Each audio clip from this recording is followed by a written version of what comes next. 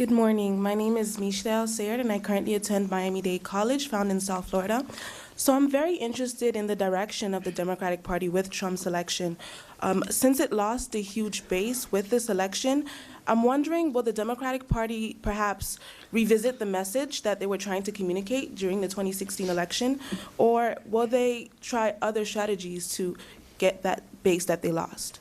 Well, that's a great question, because that's a big debate, and I don't know the answer. I can tell you what I see, which is, I think you have this in two sections. You have the 2018 midterms, which is shaping up to be the ball game.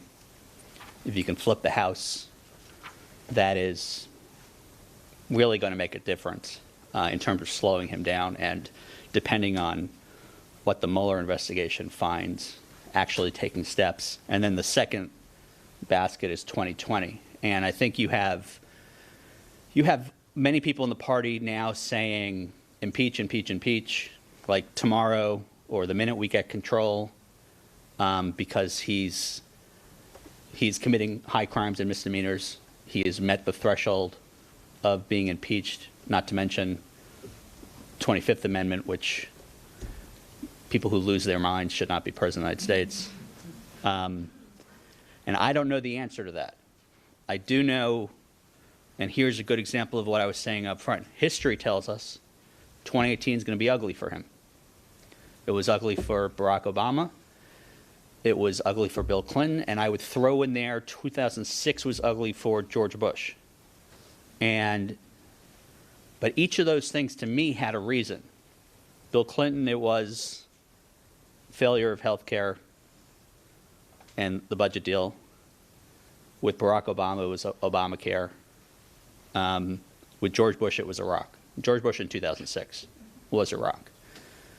I don't know, and this is the question you're asking in the debate, whether just sheer hatred in the Democratic Party for this man is the equivalent of Republicans getting worked up about Obamacare or Bill Clinton or Democrats in Iraq. I think it is. But on the flip side, you have people saying, I think including the Speaker of the House, Nancy Pelosi, that's not our message. Stop saying impeach. And you literally have people like Tom Steyer, who is, he's a wealthy, I don't know his background exactly, but he's very wealthy, and he was a big, involved in politics for environmental policy.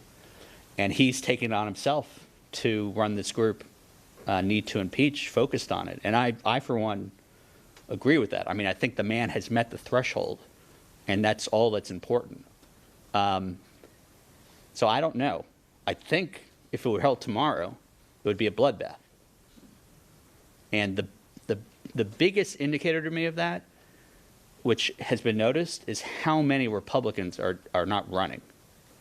I mean, not a week goes by where a Republican, and I don't just mean junior members, people who are committee chairmen, who have really big jobs, they're saying, well, I think it's time to retire.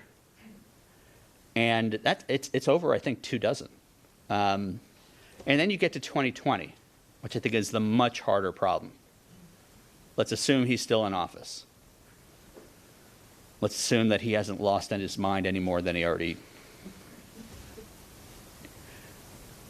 I think it's going to be a bit of a circus in the Democratic Party. I think we could all probably name 30 people who might run, and not just a lot of people, but new types of people. So you're going to have, I think, the businessman, businesswoman category, whether it's Howard Schultz or Mark Zuckerberg, Mark Cuban. You're going to have celebrities. I don't even know who. The Rock, who, by the way, has my vote as of now. Because I think, honestly, that's a good point, because I'm not sure who else, what it's going to take to beat him. So you have this new category of business people. You're going to have a celebrity category, and then you're going to have an incredibly large typical category of governors, senators, and House members. I think there'll be a lot of House members running which you don't see. I mean, usually these guys try to leapfrog from House to Senate or House to governor's mansion, and then I think they're going to cut that. So, and the problem, there are multiple problems. A lot of people with money have not run for president because they're not willing to spend $1 billion to lose. I think Mike Bloomberg is a good example of that. What Donald Trump did is he won with $60 million out of his own pocket. Now, if anyone here, if $60 million is pocket change to anyone, God bless you, you should run, throw your hat in the ring. But there are a lot of people out there, celebrities and otherwise, that $60 million is pocket change.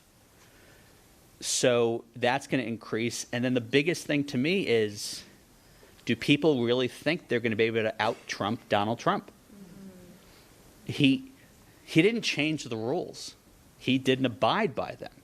That's a big difference. If someone says, oh, I'm going to run, and I'm going to say I could shoot people on Broadway, and I could have 9 affairs and go out of business and say incredibly stupid and hurtful things, since that's the new world we live in, they're going to lose. On the flip side, I don't know how not doing that. I mean, again, he's not changed the playing field.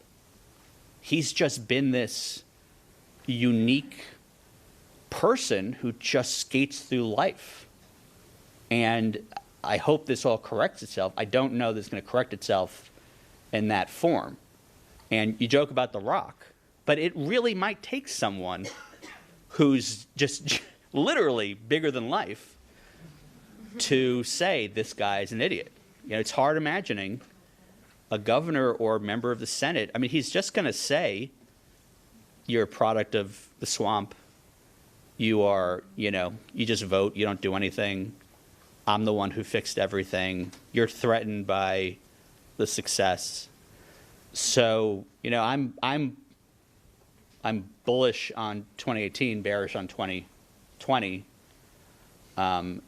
And I don't know about the message. I think, again, if it was held tomorrow, it'd be a bloodbath, because his people, in the last month or two, this, what I'm about to say doesn't work, his people have been less angry than they were in 2016.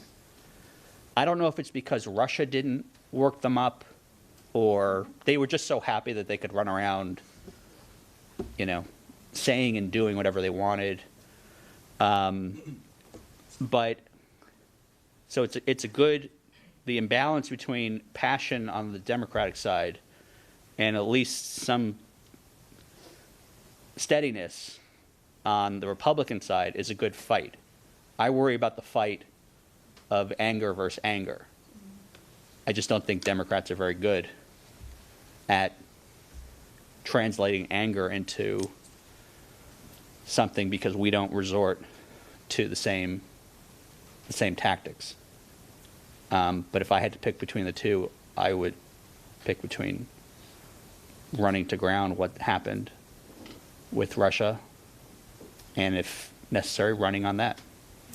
Thank you. If it's warranted. Thank you.